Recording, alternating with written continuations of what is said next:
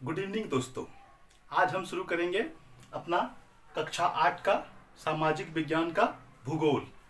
ठीक है दोस्तों, जिस अध्याय का नाम है अध्याय 2 भारतीय कृषि। कृषि पर ही आज हम चर्चा करेंगे। कृषि कार्य में क्या क्या आते हैं, क्या क्या क्षेत्र है, क्या क्या उपजाई जाती है। भारतीय कृषि जितने चीजें हैं वो सब चीजों की चर्चा हम इस अध्याय में करेंगे। तो बने रहिए हमारे चैनल पर।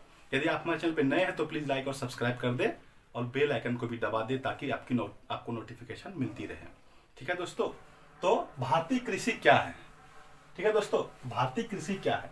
जैसा कि हम लोग सब जानते हैं कि हमारे भारत की प्राथमिक क्रिया जो है कृषि ही है। ठीक है दोस्तों, भारत का प्राथमिक क्रियाकलाप जितने भी प्राथमिक कार्य है वो सबसे पहले हम कृषि को ही बोलते हैं। उद्योग बाद की बात है, पहले कृषि कार्य। हमारे देश में कृषि कार्य, हमारे देश की 68% जनसंख्या कृषि कार्य में लगी हुई है। कितना? 68% जनसंख्या दोस्तों किसमें लगी है? कृषि कार्य में लगी हुई है, कृषि कार्य में है। ठीक है दोस्तों, तो हमारे देश की 68% जनसंख्या कृषि कार्य में लगी है। भारत का प्राथमिक कार्य जो है वो कृषि कार्य ही है। उसके बाद उद्योग धंधे जो है उसके बाद का काम आता है दोस्तों। जितने कार्य है कृषि कार्य के बाद। सोच लेते हैं हमारा किसान पर कितना देश निर्भर है दोस्तों। कहा भी जाता है कि हमारा भारत देश एक कृषि प्रधान देश है दोस्तों। क्या है? भारत देश एक कृषि प्रधान देश है। तो चलिए शुरू करते हैं आज का वीडियो। पहला टॉपिक है कि भारत में मुख्य रूप से 3 फसल ऋतुएं हैं दोस्तों। भारत में मुख्य रूप से 3 फसल ऋतुएं हैं। 3 फसल ऋतुएं यानी ऋतुओं के अनुसार से फसल भारत में होते हैं, है ना। जाड़ा गर्मी बरसात होते हैं ना, उसी के हिसाब से हमारे देश में फसल होती है। चूंकि हम लोग बिहार के, तो बिहार के बारे में ज्यादा चर्चा करेंगे दोस्तों। ठीक है, तो ये क्या क्या है। सबसे पहला है तो है आपका खरीफ फसल है ना दोस्तों। सबसे पहला आपका खरीफ फसल, फिर क्या है? रबी फसल, फिर है जायद फसलें। ठीक है, तो खरीफ फसल के बारे में हम लोग थोड़ा सा देखते हैं।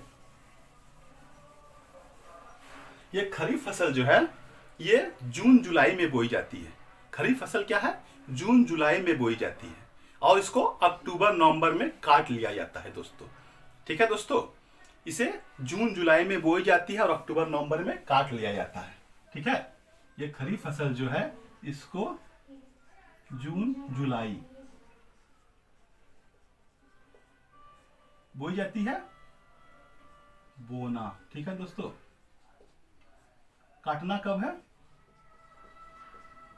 अक्टूबर नवंबर में, अक्टूबर और नवंबर में। अक्टूबर नवंबर के मध्य में काट लेते हैं दोस्तों। ठीक है दोस्तों, इसके अंतर्गत क्या क्या फसलें आती है ये देख लेते हैं। आपका धान आता है, मक्का आता है, जूट आता है, मूंगफली आता है दोस्तों। और ये सभी चीजें हमारे बिहार में उगाई जाती है दोस्तों, खासतौर से धान और मक्का। ठीक है दोस्तों, जूट भी हमारे बिहार में पूर्णिया में इस सब जिले में उगाई जाती है दोस्तों। ठीक है दोस्तों, लेकिन इंपॉर्टेंट क्या है? धान और मक्का इंपॉर्टेंट है कि हमारे बिहार में सर्वाधिक उपजाई जाती है दोस्तों। तो ये खरीफ फसल समझ गए दोस्तों हम लोग। ठीक है, अब अगला आते हैं। अगला क्या है?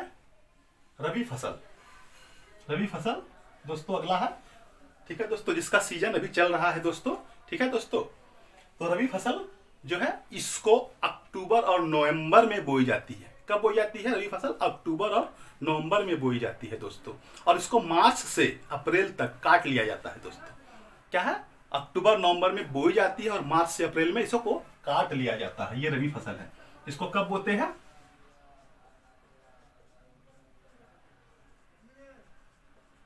अक्टूबर नवंबर। और काटना कब है? मार्च अप्रैल में। ठीक है दोस्तों, एक बात और है कि खरीफ फसल जो है इसमें अधिक पानी की आवश्यकता होती है, जबकि ये रबी फसल जो है इस फसल में हमें थोड़ा सा धूप और थोड़ा सा अगर जमीन में नमी मिल जाए तो ये फसल हमारे तैयार हो जाते हैं। इसको अधिक पानी की आवश्यकता नहीं होती है दोस्तों। ठीक है दोस्तों, यहां तक हो गया आपका क्लियर, नोट कर लीजिएगा। आगे आते हैं जायद फसलें। जायद फसलें क्या है कि इन जो हम बताए रबी फसल, खरीफ फसल और रबी फसल, इन 2 फसलों के बीच जो सीजन बच गया, क्या बच गया आपका? अप्रैल मई जून, ये अप्रैल मई जून यानी गर्मी के महीनों में जो फसल होंगे वो आपके जायद फसल होंगे। ठीक है दोस्तों, गौर से देख लीजिएगा। क्या हमने बताया? खरीफ फसल कब बताए? जून जुलाई से अक्टूबर नवंबर के बीच। ठीक है दोस्तों, खत्म। फिर अक्टूबर नवंबर से क्या आ गया? रबी फसलें, अक्टूबर नवंबर से मार्च अप्रैल के बीच। ये दोनों खत्म हो गया। अब कौन सा महीना बचा? अप्रैल मई जून। ठीक है दोस्तों, अप्रैल मई जून के बीच क्या होगा? आपका जायद फसलें होगी। ये एक ट्रिक भी है याद करने का दोस्तों, इस तरह से इनका आप ट्रिक से याद भी कर सकते हैं, एग्जामिनेशन में लिख भी सकते हैं दोस्तों। ठीक है, और चूंकि ये गर्मी के मौसम में होता है दोस्तों। ठीक है, तो ये 3 महीने जो बचे ये जायद फसलें के लिए बचे। जायद फसल की तैयारी इन 3 महीनों में हम लोग करते हैं। ठीक है, इसमें आपका तरबूज हो गया, ककड़ी हो गया, खीरा हो गया, जितने प्रकार की सब्जियां हैं वो सारे इस जायद फसल में आपका हो गया। ठीक है दोस्तों, ठीक है। जायद फसल क्या बोना कब है इसको? जायद फसल का देख लेते हैं। बोना था कब? अप्रैल। ठीक है, बोना नहीं है, मतलब अप्रैल से शुरू होगा इसका फसल, अप्रैल मई और जून में तैयार होता है। ठीक है दोस्तों, ये फसल अप्रैल मई और जून में तैयार होता है।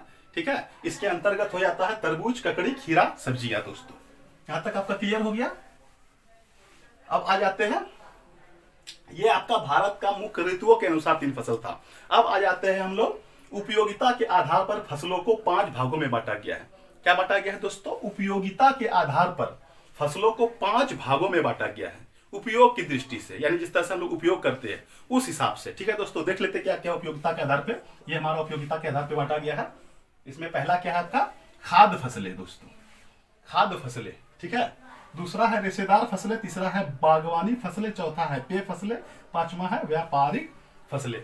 तो खाद्य फसलें जैसे नाम से पता चलता है, वैसी फसल जिसको हम फसल होने के बाद, बनने के बाद, तैयार होने के बाद खा सके, क्या कर सके? खाने में इस्तेमाल कर सके। ठीक है, डायरेक्ट बनेगा उसको हम लोग खा ले, अपने खाने में उपयोग कर सके। जनरली डायरेक्ट हमारा दिनचर्या जो खाने पीने का है उसमें चले, जैसे कि धान की फसलें, गेहूं, चना, मूंग, मटर, बाजरा, मक्का इत्यादि बहुत सारी फसलें आती है, ये खाद्य फसलें में आती है। ठीक है दोस्तों, इसे बिहार में भी अच्छी तरह से उपजाया जाता है हमारे बिहार में। ठीक है, अगला है रेशेदार फसलें। रेशेदार फसलें, नाम से ही ये रेशा निकलेगा, इसमें नाम से ही ये क्या है? रेशा निकलेगा। इसमें आपका आ गया कपास।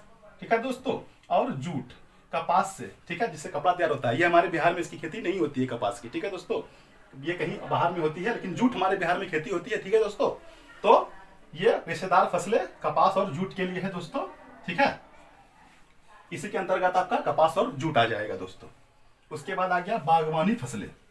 तो बागवानी फसलों में नाम से ही पता है ऐसा जिसका बगान हो, है ना दोस्तों, बगान टाइप का हो, बहुत सारे एक साथ हो और बड़े बड़े पौधे हो, बड़े बड़े पेड़ हो, यानी बगान टाइप का हो, बागवानी फसलें उसे ही हम कहेंगे। तो बगान में किसका किसका बगान आएगा? केला का बगान है, आम का बगान है, गन्ना भी है, इसमें आ जाता है। बगान तो बहुत बड़े बड़े होते हैं तो इसलिए गन्ना भी आपका हो गया, और फूल भी है, फूलों के भी गार्डन होते हैं ना बगान टाइप का। ठीक है, इत्यादि। तो ये सब बागवानी फसलें में आपका शामिल है, ये बागवानी फसलों में आ जाते हैं दोस्तों। ध्यान से नोट कीजिएगा, इसको याद रखिएगा। अगला है पेय फसलें, वैसा फसल जो हमें पी सके। ठीक है, चाय पीने का काम आएगा तो चाय हो जाना चाहिए। ठीक है, चाय होगा ही। कॉफी पीने का, इसको कहवा भी बोलते हैं हम लोग, कॉफी को हिंदी में कहवा भी बोलते हैं। ठीक है दोस्तों, तो चाय हो गया, कॉफी हो गया और कोक हो गया, कोक जो पीने के लिए आता है। ठीक है दोस्तों, चाय हो गया, कॉफी हो गया और कोक हो गया दोस्तों। ठीक है, चाय का भी बगान हमारे बिहार में भी पाया जाता है। अब पहले तो असम, दार्जिलिंग, बंगाल में होता था, बिहार में भी होता है दोस्तों। तो ये तीनों चीज हो गया। अगला हो गया पांचवा व्यापारिक फसलें, वैसा फसल जिसका व्यापार कर सके, उचित मुनाफा कमा सके, अधिक से अधिक मुनाफा हम लोग व्यापार करके उसको कमा सके, वैसे फसल। तो इसमें आ जाएगा रबड़, मखाना, तंबाकू, मिर्ची। इसमें कि रबड़ तो फिलहाल लगभग नहीं के बराबर बिहार में है, लेकिन मखाना और तंबाकू और मिर्ची का तो फसल बिहार में बहुत ज्यादा है दोस्तों। तो इनकी फसल तैयार करके हम लोग इससे व्यापार करते हैं और इस तरह से इसका हम लोग उपयोग करते हैं, अपने दिनचर्या में अच्छा मुनाफा कमा लेते हैं दोस्तों। तो ये भारतीय कृषि का मुख्य 2 पॉइंट हो गया। अब आगे इसके बारे में थोड़ा सा और विस्तार से देखेंगे, आगे इसके बारे में आगे अध्याय में क्या है दोस्तों। चलिए दोस्तों, आगे शुरू कर लेते हैं हम लोग कृषि को प्रभावित करने वाले कारक। ठीक है दोस्तों, तो कृषि कार्य को कौन कौन से कारक प्रभावित करते हैं। अभी तक तो हमने फसल पढ़ा था, कैसे कैसे कितने प्रकार के फसल होते हैं हमारे देश में ऋतु के अनुसार। ठीक है, उसके बाद ऋतु के अनुसार थे और बाकी 5 तरह के फसल थे व्यापारिक दृष्टि से। ठीक है दोस्तों, और आगे देखेंगे इन फसलों को प्रभावित कैसे करता है, कौन कौन चीज करता है इनको प्रभावित। ठीक है दोस्तों, तो मुख्यतः ये 6 चीजें इनको प्रभावित करते हैं। पहला है आपका वर्षा पर निर्भरता। हमारा देश जैसे है, इस देश में आजकल क्या हो रही है, वर्षा। यदि बरसात सही समय पर नहीं होगा तो क्या होगा, फसल बर्बाद हो जाएगा। ठीक है दोस्तों, तो शुरू से प्रारंभिक जमाने से हमारे देश में क्या है, लोग बरसात पर अधिक निर्भर रहे हैं, जिसके कारण क्या हो रहा है, अधिक बारिश जहाँ होती है वहाँ फसल बर्बाद हो जाते हैं, जहाँ कम बारिश होती है तो बारिश के अभाव में क्या होता है, वहाँ भी फसल बर्बाद हो जाती है दोस्तों। तो ये वर्षा पर निर्भरता भी हमारे क्या करता है, प्रभावित करता है कृषि क्षेत्र को, हमारा कृषि क्षेत्र को ये प्रभावित करता है दोस्तों। ठीक है, ठीक है दोस्तों, तो वर्षा पर अधिक निर्भरता ही हमारे कृषि को प्रभावित करता है। ठीक है, दूसरा है आपका खेतों के छोटे आकार।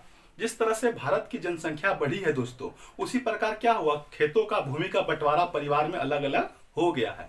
इससे क्या हुआ, बार बार बीच बीच में मेड़ पड़ा और खेत छोटे हो गए, जिससे खेत की उर्वरक क्षमता कम हो गई और फसल अधिक उत्पादन होने की उसकी ताकत घट गई दोस्तों। ठीक है, ठीक है, तो यह हुआ खेतों के छोटे आकार से भी क्या होता है, कृषि कार्य को प्रभावित करती है।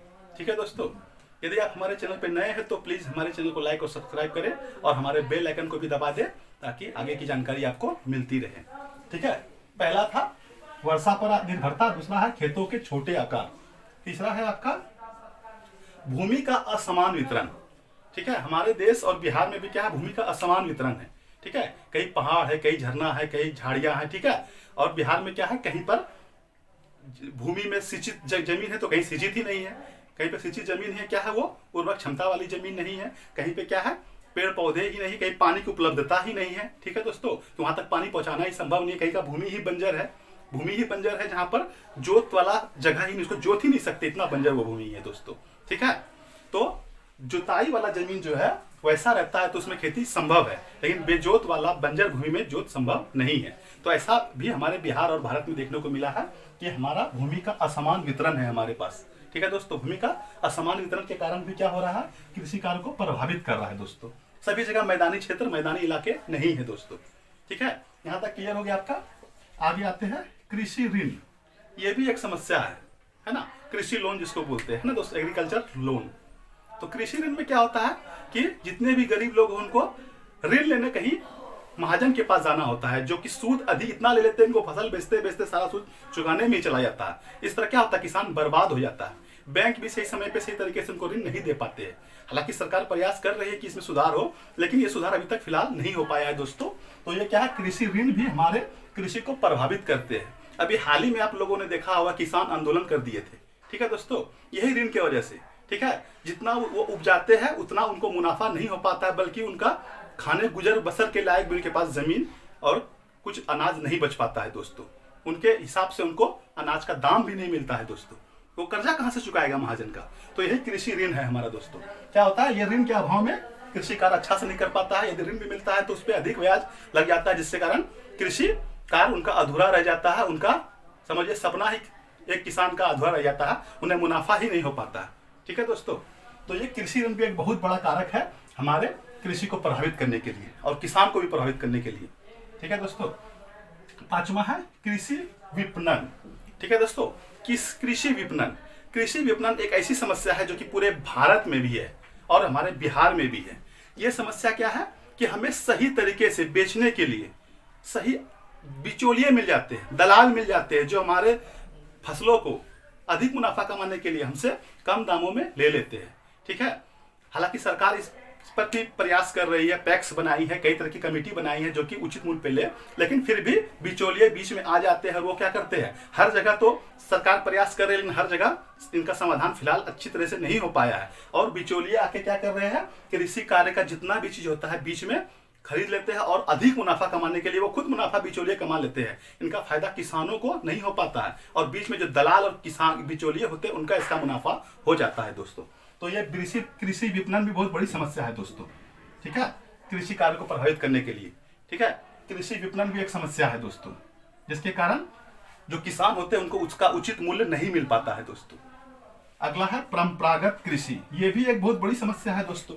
हमारे देश को इतना दिन हो गए आजाद हुए, लेकिन अभी भी क्या है, परंपरागत कृषि ही चल रहा है। यानी क्या, जो हमारे बाप दादाओं ने काम शुरू किया था, किस पर, कुदाल पे, है ना, कुदाल से, बैल से, हल से, है ना, इसी सब से क्या करते थे कि खेती करते थे। अभी भी यही चल रही है, ठीक है। हमारे देश का विकास अभी उतना नहीं हो पाया कि हम सभी लोग हल ट्रैक्टर ले ले, है ना, सभी लोग थ्रेसर ले ले, सभी लोग हाई क्वालिटी के बड़े बड़े क्या कहते हैं ट्रैक्टर का इस्तेमाल करने लगे। नहीं हो पा रहा है दोस्तों। क्या है, वही पैसे की समस्या, ऋण की सुविधा नहीं है ना, कि किसानों को अधिक सुविधा नहीं है। पंजाब में है, हरियाणा में है, लेकिन बिहार में नहीं है, ठीक है दोस्तों। बहुत सारे राज्यों में ऐसी सुविधा नहीं है कि वो अपना अधिक पैसा लेकर ट्रैक्टरों से काम शुरू करवा दे, है ना। थ्रेसरों से जाके ट्रैक्टर वाला जो थ्रेसर होता है, गेहूं काट के एकदम ऑटोमेटिक वो ले आता है और एकदम सारा चीज फसल तैयार हो जाता है। वैसी सुविधा नहीं है। क्या सुविधा है, हम लोग अभी भी हल बैल के सहारे ही है हम लोग दोस्तों, ठीक है।